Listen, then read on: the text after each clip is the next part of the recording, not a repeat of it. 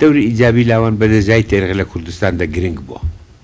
ئەگەر ئێمە بگەڕێنەوە بۆ تاریخی ملەتی کورد تا ساڵی 1930 جولانەوەی ڕزگاری خوازی خەڵکی کوردستان کە بە مختصری پێی دەڵێن کوردایەتی لەدەست سەرۆک عەشیرەتەکان و پیاوەکانی دینی و دەرەوەی شار و پیاو ماقولان بووە. لە دوای سیەکانەوە لە دوای ڕاپەڕێنی 6 ئەیلول کە یەکەم جارە لە مێژووی ئەو بەشەی کوردستانی ئێمە خەڵکی شار ئاڵای بزوتنەوەکە بەرز دەکەنەوە و خەڵکی شار دەڕژێنە کۆڵان بۆ داخوازی داواکردنی داخوازیەکان لەو ساوە لاوان دەوریان هاتۆتەکایە.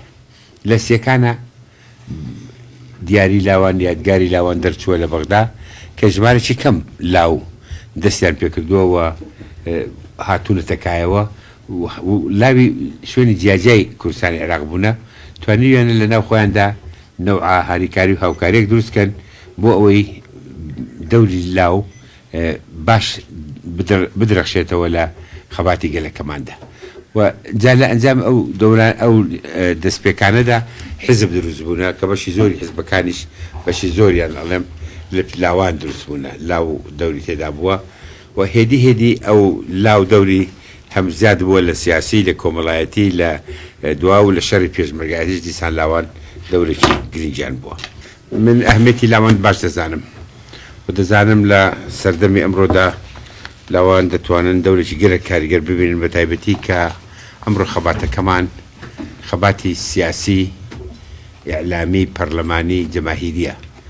زمانی پێشمەرگایەتیش دیسان لاو دەورێکی گرنگیان هەبوو بەڵام ئێستا لەم قۆناغەدا کە بەرەو بنیاتنانی مجتەماعێکی مەدەنی پێشکەوتن خواز دەچین لاوان دەتوان دەورێکی زۆر کاریگەر ببینن لە نوێکردنەوەی مجتەماع لە گەشەپێدانی لە داڕێشتنی سەرەتاکانی مافی مرۆڤ و دیمۆکراسی و وەکیەکی و برایەتی. بۆیە ئەو دەورەتان بەلای منەوە ئەوەندە گرنگە کە دەهێنێ هەمووتان و هەمومان بیری لێ بکەینەوە چۆن ئەو دەورە زیاد دەکەین.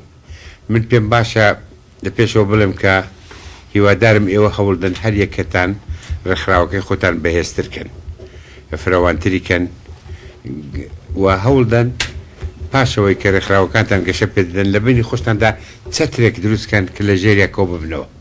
هەمووتان لاون ئامانجە گشتەکانتان یەکە ئامانجە نیشتمانیەکەتان یەکە ممکنە بیر و باوەڕی سیاسی و حیزبی وای کردبێ لە چەند ڕێکخراوی جیاجادا کۆ ببنەوە کەەوە نابێت ڕێگر بێ لە پێش هاوخەباتیتان لە پێش یەکێتی تێکۆشانتان و لە پێش ئەوەی کە بتوان بەیەکەوە کار بکەن هەم لە پێناوی ئامانجە نیشتمانی گشتەکان ئامانجە دیموکراتیەکان و هەم لە پێناوی ئامانجە تایبەتیەکانی لاوان.